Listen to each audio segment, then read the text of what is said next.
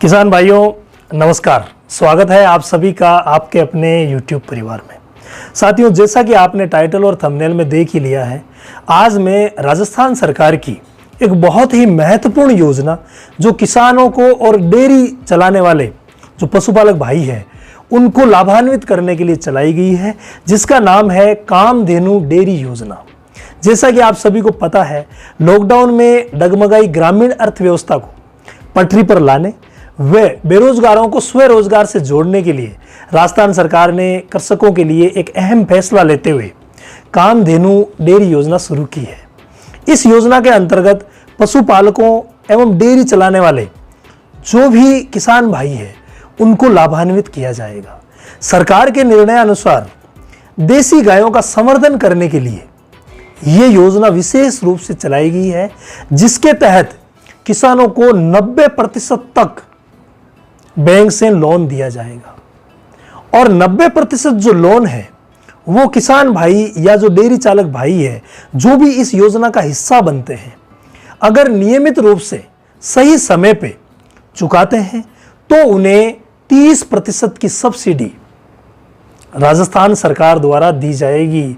इस सब्सिडी की रकम को, जो कि मैं अंत में बताने वाला हूं, अगर देखा जाए तो ये बहुत ही बड़ी रकम है और राजस्थान सरकार का देसी गायों के संवर्धन के लिए जो फैसला है बहुत ही शानदार है, जिससे सभी पशुपालक भाई खुद तो रोजगार प्राप्त करेंगे ही, इसके अलावा अपने परिवार और सगे संबंधियों को भी इसमें शामिल कर सकते हैं और एक बहुत ही अच्छा डेयरी व्यवसाय आराम से कर सकते हैं। उसमें शर्त एक ही रहेगी कि आपको देसी गायों को ही खरीदना होगा और वो भी एक ही नस्ल की, जो कि पशुपालन विभाग की जो प्रजनन नीति है उसके अनुसार आपको काम करना होगा।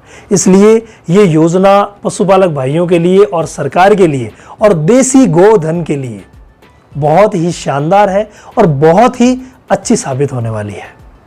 जो भी पशुपालक भाई इस योजना का हिस्सा बनना चाह रहे हैं, डेयरी पालन करना चाह रहे हैं, वो आप अपने नज़दीकी पशु चिकित्सालय में संपर्क करें या पशुपालन विभाग का जो कार्यालय है उसमें आप संपर्क करें।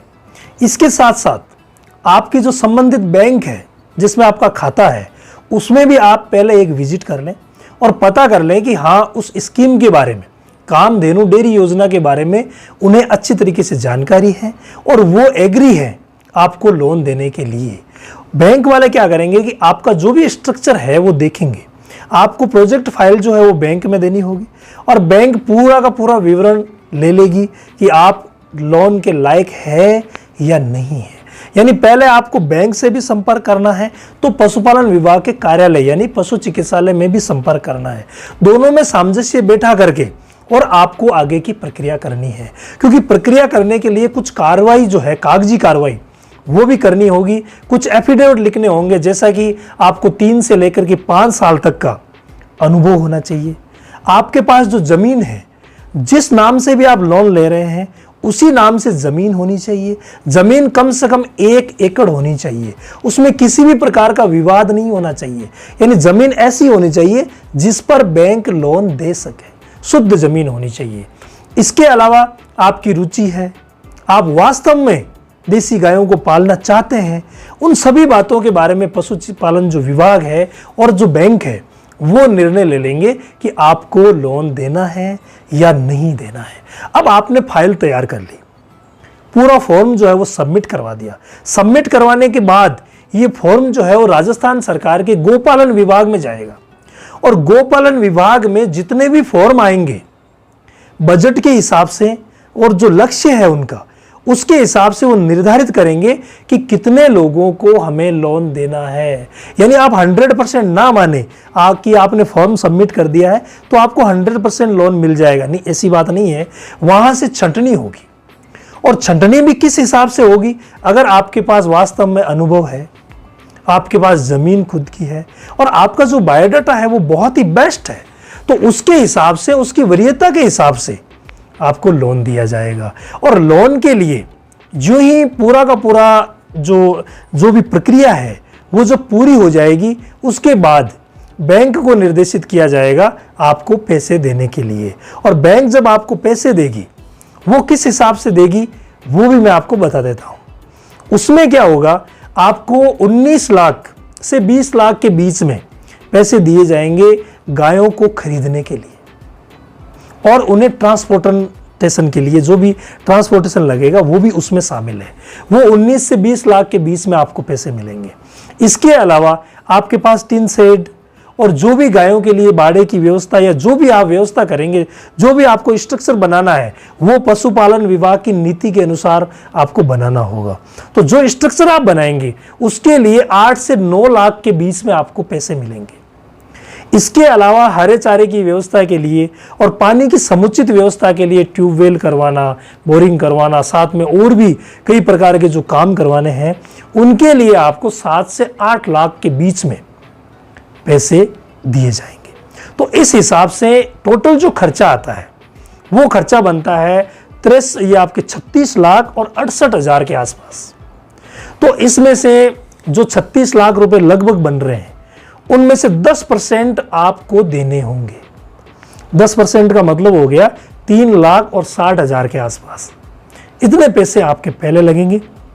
उसके बाद जो ही आपको बैंक लोन के पैसे दे देती है, आपको 15 गायें शुरुआत में खरीदनी है, और गायें सारी की सारी देसी गायें हो। देसी गायों में भी ऐसी गायें जिनका दूध जो उत्पादन है वो क्षमता बहुत ज़्यादा है। ऐसा नहीं कि आपको जो दूध उत्पादन कम है वो नस्लें खरीदने के लिए कह दें, नहीं, आपको अच्छी नस्लें खरीदनी है, जैसे गिर है, राठी है, थारपारकर है, ऐसी बहुत ही अच्छी अच्छी नस्लें जो भी आप तय करें, आपको खुद को ही खरीदनी है। बैंक आपको पैसे दे देगा, आपको खुद को ही वो गायें खरीदनी है, और खरीदने के बाद अपने जो भी जगह है उस पे ले आना है। इस प्रकार से ये जो खर्चा है वो तय होगा। इस योजना में फॉर्म सबमिट करने की जो अंतिम तिथि है वो 31 जुलाई है, यानी आपके पास अभी 1 महीने का समय है। तो इस समय में आप अच्छी तरीके से पूरी की पूरी फॉर्मेलिटीज़ करके और फॉर्म को सबमिट कर दीजिए, बहुत ही अच्छा रहेगा। मैं बात कर रहा था लोन की रकम की। लोन की जो रकम होगी 33 लाख रुपए, वो रकम 5 साल में देय होगी, और उस रकम के लिए जो ब्याज लगेगा वो ब्याज आप बैंक में जाकर के पता करेंगे, क्योंकि बैंक की जो नीति है इस पर एकदम से साफ है, वो आपको क्लियर एकदम से बता देंगे। पशुपालन जो विभाग है, जो गोपालन विभाग है, वो आपको 30%, यानी जितने भी रकम, जैसे 33 लाख रुपए है तो इसका 30% जो है वो 11 लाख रुपए हो गया। जब आप बैंक को समय पे सारी किस्तें सबमिट करते जाएंगे, तो समय पे जब किस्तें पूरी हो जाएगी, उसके बाद जो सब्सिडी है, जो 11 लाख रुपए हैं, वो आपके खाते में वापस आ जाएंगे। या हो सकता है कि जब तक ये स्कीम पूरी हो, फॉर्म वगैरह सबमिट हो, उस समय तक ये निर्देश आ जाए कि 11 लाख रुपए आपको कम भरने पड़े। यानी इसमें दोनों बातें हो सकती है, अभी तक स्पष्ट नहीं है।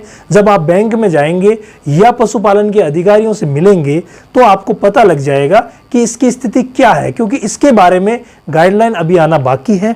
तो वो गाइडलाइन जब आएगी हम आपको सूचित कर देंगे। जिन भाइयों को फॉर्म भरना है वो नीचे जो अभी स्क्रीन पे व्हाट्सएप नंबर चल रहे हैं उन पे आप व्हाट्सएप करके निवेदन कर दें कि मुझे वो फॉर्म चाहिए, तो फॉर्म और पूरी डिटेल आपको भिजवा दी जाएगी। आप किसी भी ई मित्र पे जा करके और फॉर्म निकलवा सकते हैं, और नज़दीकी पशुपालन विभाग का जो भी कार्यालय है या पशु चिकित्सालय में चले जाएं और पूरी की पूरी प्रक्रिया है वो कर सकते हैं। विशेष तौर से देसी गायों के लिए, जैसा कि मैंने पहले बताया, देसी गायों के लिए जो संवर्धन करना है उनका, उसके लिए सरकार ने ये योजना चलाई है। और देसी गायें, सभी विशेषज्ञ भी ये मानते हैं कि देसी गायों के जो उत्पाद है, दूध, घी, वो इम्यूनिटी पावर बढ़ाने के लिए बहुत ही अच्छे होते हैं। और जैसा कि अभी कोविड-19 चल रही थी, बीमारी चल रही है, और इस बीमारी में इम्यूनिटी पावर जिन भाइयों की अच्छी है वो बहुत ही जल्दी इससे लड़ के तैयार होके आ रहे हैं। तो ये बहुत ही अच्छी बात है हमारे लिए, क्योंकि हम देसी गायों का दूध, घी खाते पीते हैं। तो उसी लिए सरकार ने ये निर्णय लिया है कि देसी गायों का संवर्धन किया जाए, ताकि सभी की इम्यूनिटी पावर को बढ़ाया जा सके। जो भी एक ही नस्ल की देसी गायें आप खरीद के ला रहे हैं, उनकी उम्र जो है वो 5 वर्ष, यानी कि 2 ब्याज से वो ज़्यादा नहीं होनी चाहिए। ये भी आपको ध्यान रखना है। इसके अलावा अभी की ताज़ा ब्याई हुई, यानी उच्च दूध उत्पादन क्षमता वाली होनी चाहिए।